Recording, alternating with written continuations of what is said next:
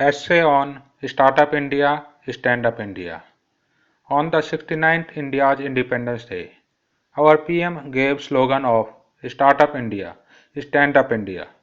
In the keynote of Prime Minister Narendra Modi's Independence speech, he said, "We want a startup network to be established in India.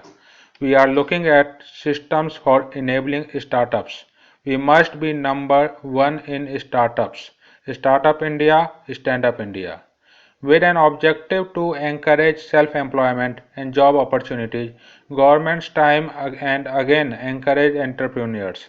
The entrepreneurial spirit of the underprivileged is often nipped in the bud due to lack of finances. To tackle this, the Government of India has announced Startup India program. The program calls upon 1.25 lakh bank branches in the country to finance startups by at least one tribal and Dalit entrepreneur and one woman entrepreneur. For infrastructural support, road, regular electricity supply, broadband connectivity, institutional support, promoting skill development, training and for entrepreneurship and moderate risk taking, promoting culture congruent and demand driven ideas. Existing scheme of the government like Mudra, Skill India, Setu, Digital India, etc. The Startup India program should bring relevant aspects under one umbrella so that economies of scale can be achieved. Merits of the scheme: social empowerment. Dalits, tribals, and women are still the most discriminated population in India. The scheme would enable them to strengthen their social position by building capacity in them. Philip to Pradhan Mantri Jan Dhan Yojana, the program will incentivize the financially excluded people to open account under Pradhan Mantri Jan Dhan Yojana to avail credit facility. India is facing crunch of entrepreneurs now. The scheme would help in increasing the number. There are other major benefits of Startup India. Tax exemption for startup for 3 years, rupees 10,000 crore corpus fund to startup, capital gain tax to be exempted for venture capital investments, 80% reduction in patent registration fee, government to ensure 90-day window for startups to close businesses. Self-certificates compliance for startup across India. No government inspection for 3 years for newly formed startups. New scheme to provide IPR protection to startups and new firms.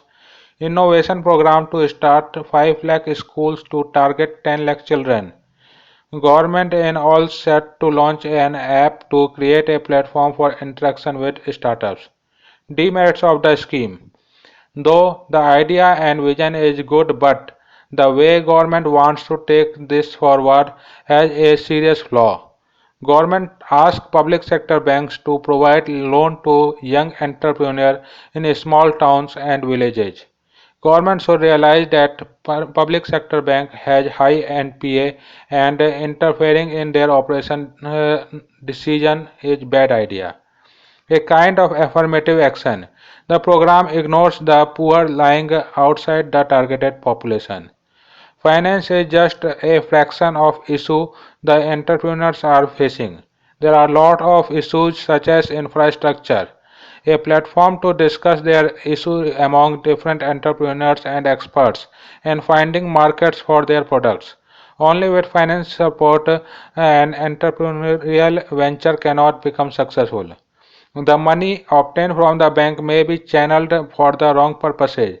So instead of giving an wholesome of money as credit, it should be taken care that the money be transferred in step on basis of an evaluation by an expert committee. Conclusion: this policy will encourage entrepreneurship. It will create new employment opportunities for the unemployed. It will also promote entrepreneurship among SC, ST and women entrepreneurs. Overall, Startup India is a good program which can revolutionize Indian economy and even may result in an Indian Google or Indian Apple, but care must be taken that the above lacunae are also taken for consideration. Thanks for watching.